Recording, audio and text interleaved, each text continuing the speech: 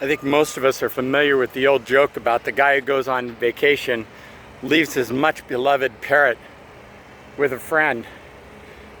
He calls home to check on his parrot, and his friend says, "You know, I'm really sorry to tell you this, but your parrot died. You were gone about 2 days. I don't know if it was lonely, but your parrot died." His friend burst into tears and said, "How could you have told me such horrible news like that while I was away?" He said, "Well, what did you want me to do?" He said, "Well, you could have told me that, first of all, that the parrot got out of the cage. Then you could have told me that maybe it flew out onto the window. Then maybe that it was out onto the roof of the garage. And then maybe on the fourth time I called, you could have told me that it had flown away." He said, "Well, I'm really sorry for giving you such bad news and such desperate straits." Several days went by on the vacation.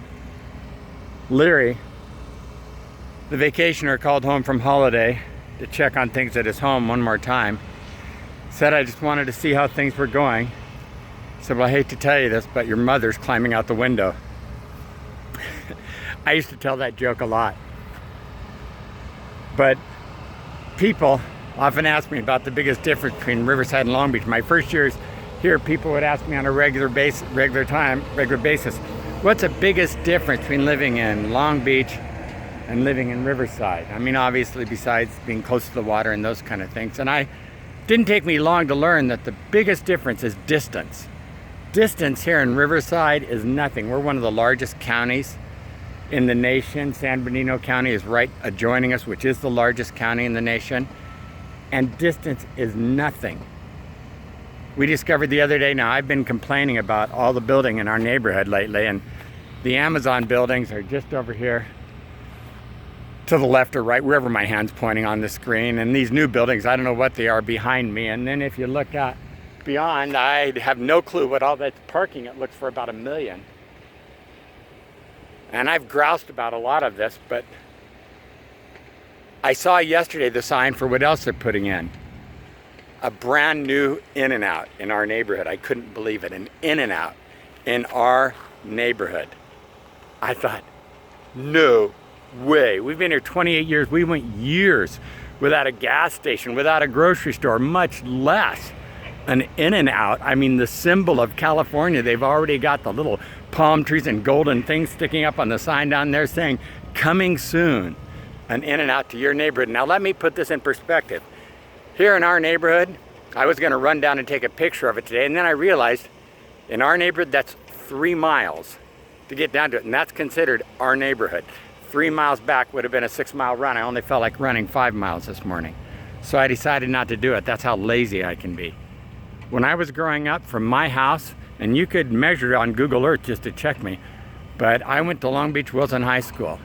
When I went to Hill from 7035 Stern Street in Long Beach, that was considered 2 miles, not 2 miles, not even by any stretch of the imagination. When I went to Wilson, that was considered 3 miles. I don't think that's 3 miles either.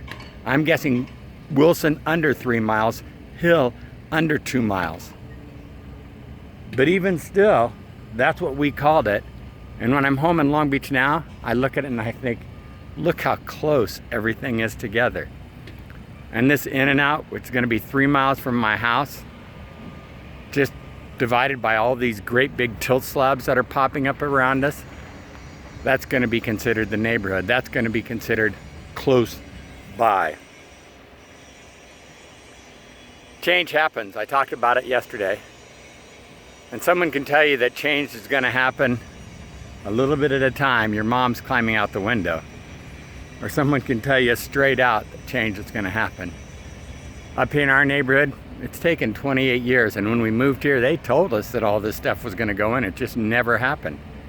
And so we've loved the groves, we've loved the trails, we've loved being out here on the edge of everything. Now that after 28 years, it's finally going in, I need to not be like that guy on holiday and whine and complain about it, but I need to embrace the joy of it and think, wow, just 3 miles from me in my neighborhood, there's going to be an In-N-Out.